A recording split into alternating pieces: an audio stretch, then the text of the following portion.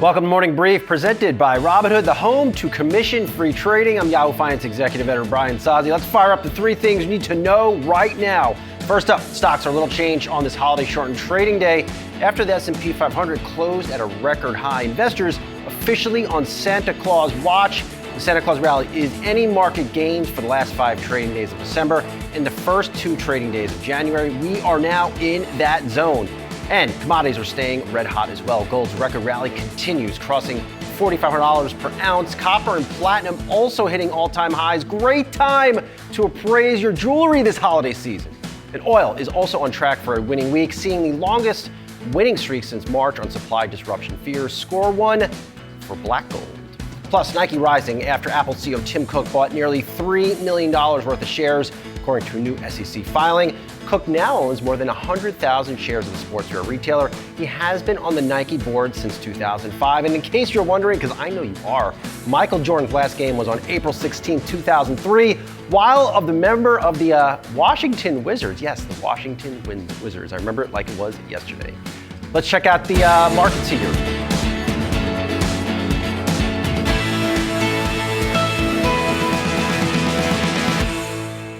All right, let's check out the markets here on this Christmas Eve. Yeah, Christmas Eve. Market's a little mixed. Of course, you're going to see thin trading volume Christmas Eve. Everybody's home, wrapping their gifts, getting their drink on, maybe getting on one final workout.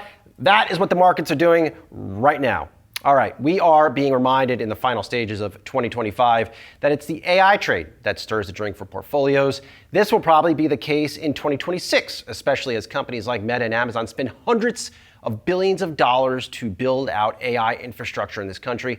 Thomas Hayes, Great Hill Capital Chairman and Managing Member, and Angelo Kourkafas, Edward Jones, Senior Global Investment Strategist. I know have some thoughts on the AI trade. Going to start with you, Thomas.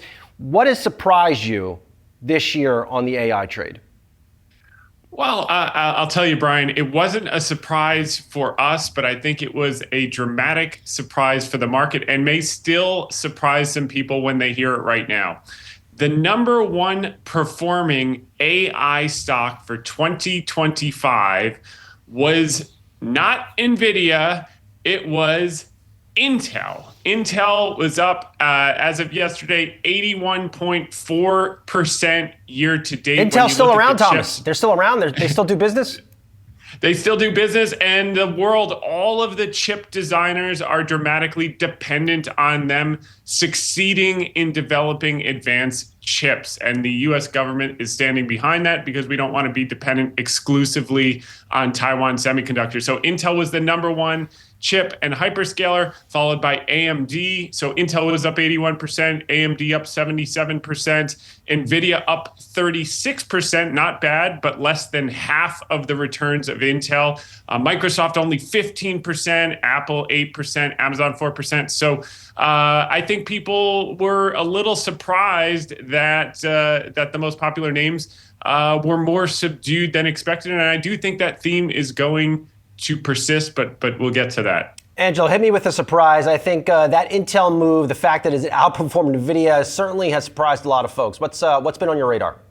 Yeah, I think one thing that may surprise many of your viewers is that valuations for the tech sector are lower now than what they were at the start of the year. So basically what has happened is that earnings have been growing faster than prices. So that pushes back against all that AI bubble narrative, because it is really earnings that have been doing the heavy lifting for the tech sector. And that, I think, is a comforting message. Yes, tech is the most expensive segment of the market, but it has been able to deliver earnings, solid earnings. And what has happened late in the year is probably a healthy pause, but the AI theme is likely to continue.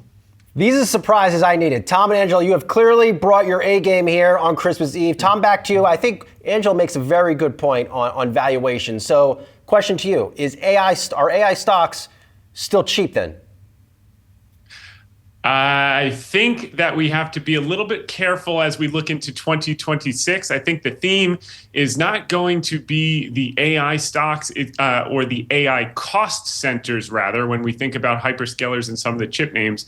The theme for 2026 and the biggest surprise is going to be AI beneficiaries, those that are implementing the technology into their businesses to improve productivity, to improve margins. And to Angelo's point, earnings have grown, but if we look out 3 quarters, it's expected that the earnings growth rate of the Magnificent Seven relative to the earnings growth of the unmagnificent 493, we could say cost centers versus AI beneficiaries, is going to converge, meaning the unmagnificent 493's earnings growth rate will be equal to or greater than the Magnificent Seven earnings growth rate by the 3rd quarter of this year. And that's why I think we're going to see, as we see in midterm election years, the indices a little bit more subdued, a little bit more choppy, a little bit more volatile, because the biggest weights of the S&P 500 are probably going to take a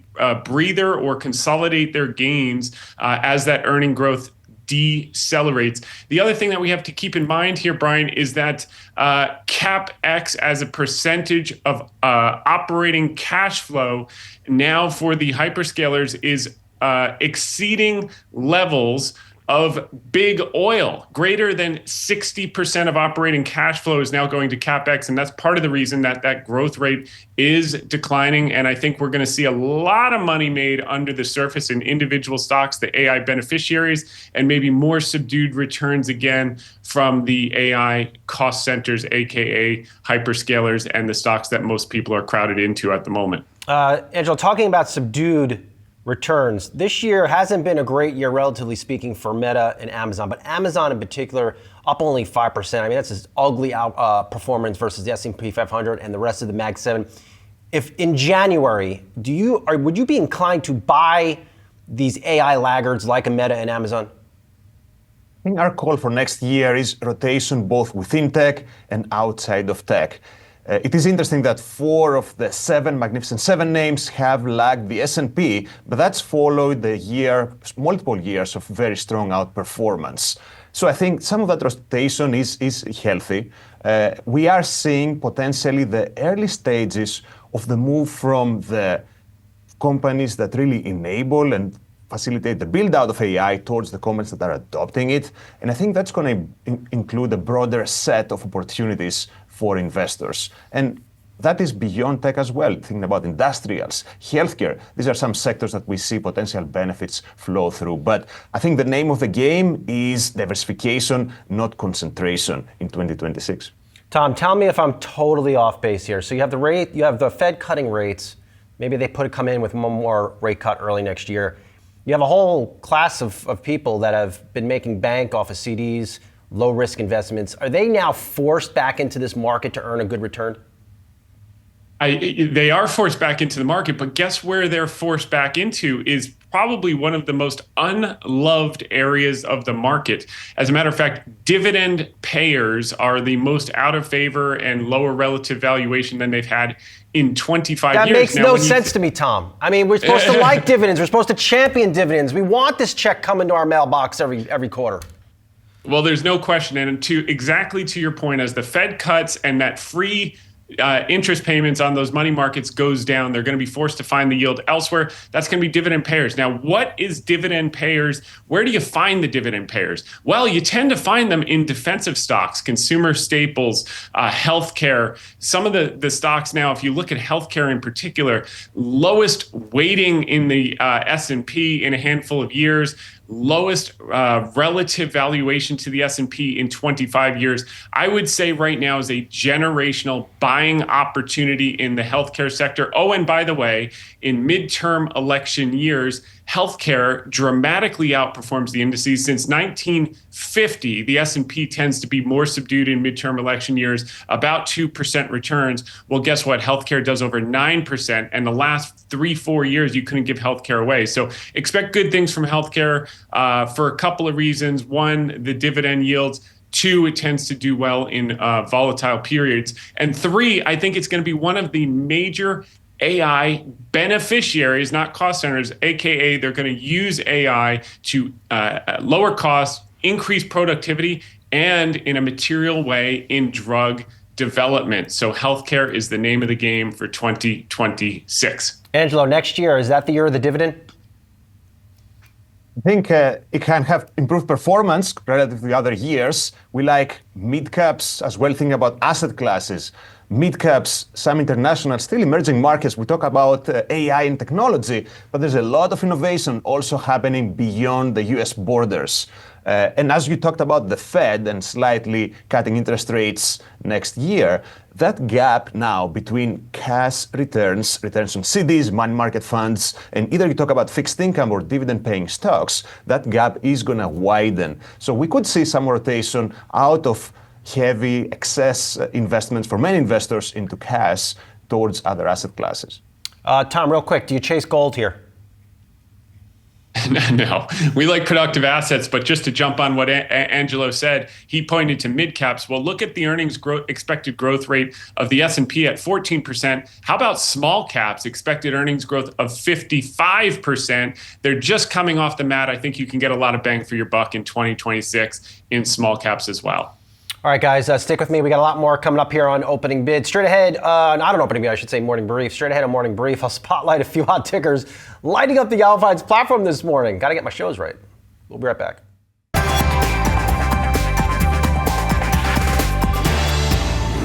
Welcome back to Morning Brief, presented by Robinhood. Now time for some of today's trending tickers. We're watching BP, Sanofi, and UiPath. First up, BP. The energy company says it has reached an agreement to sell a majority stake in its Castrol lubricants business.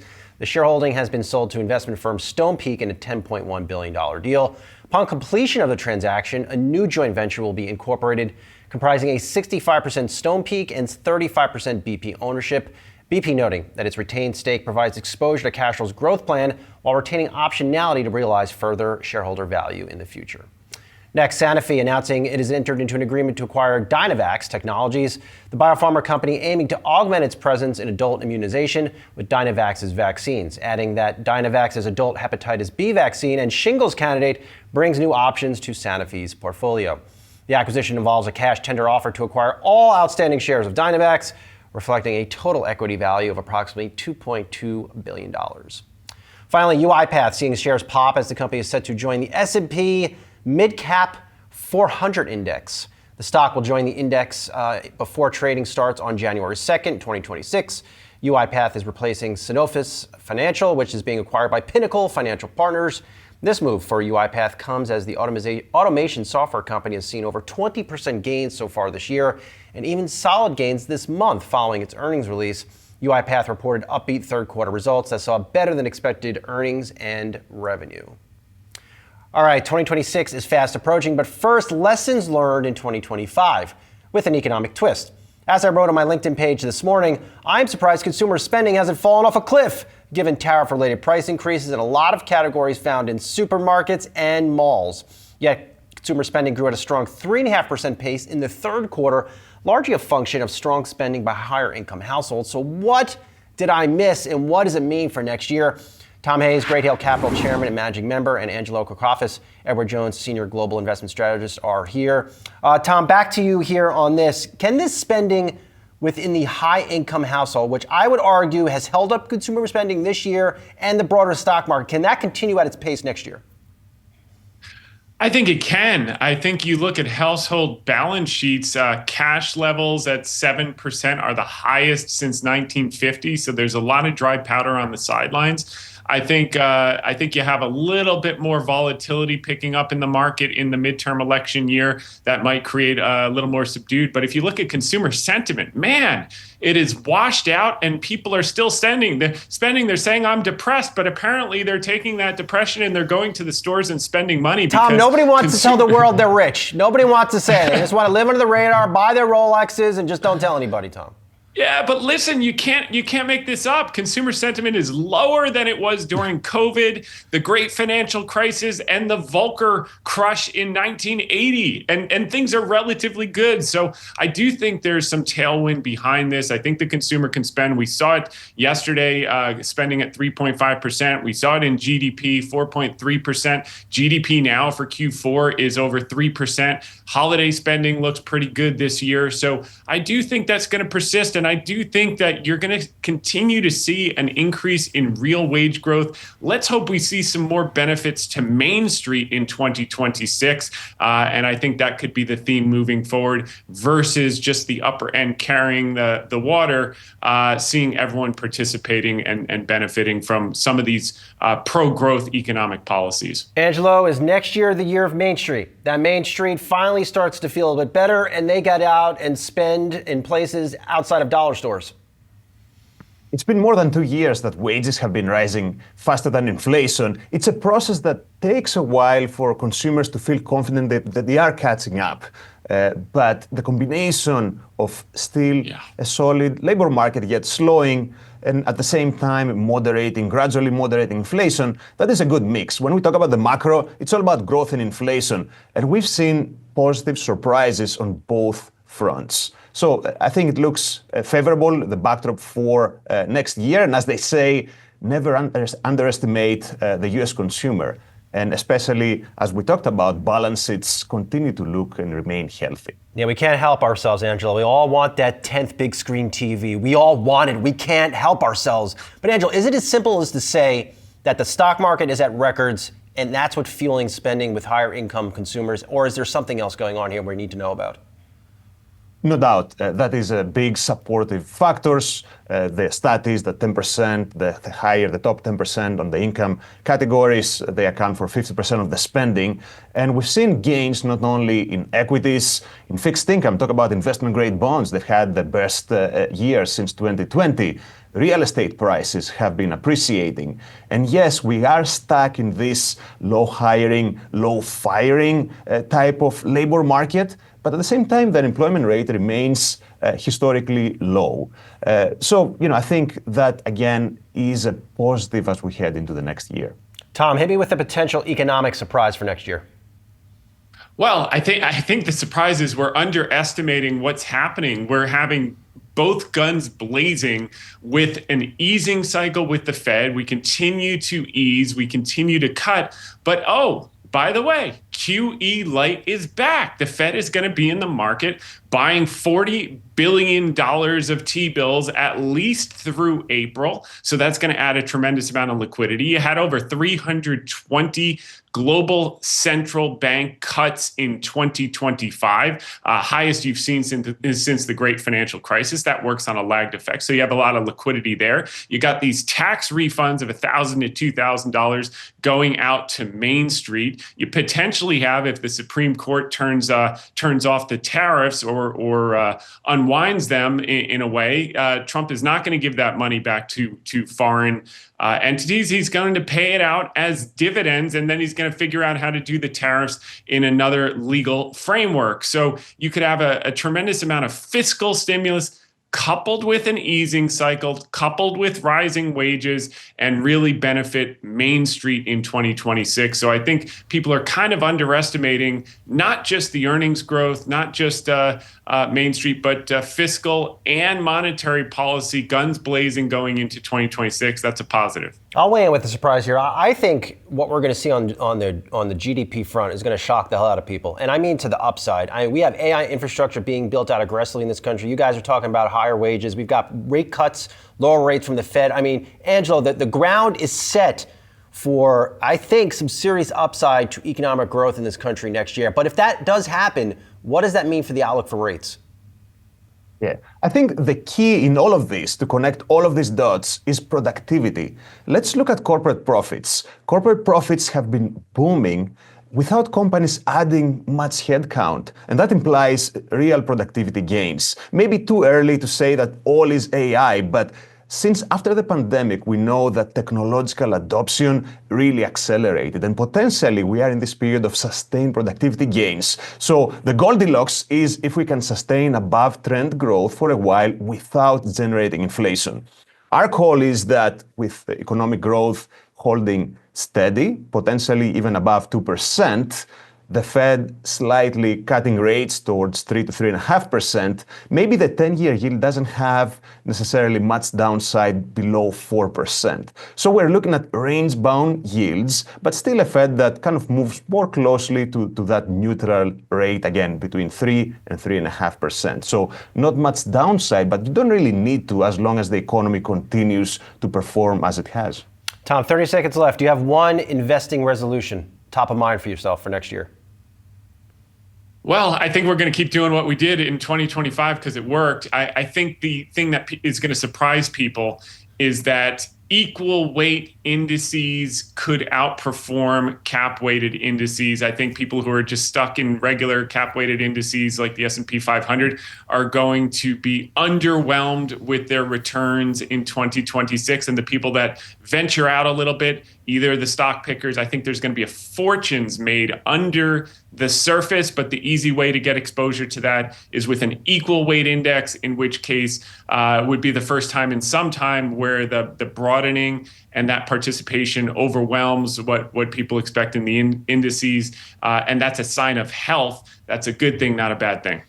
The future favors the bold. Happy holidays to you both, gents. Appreciate you taking the time here. We'll talk to you soon.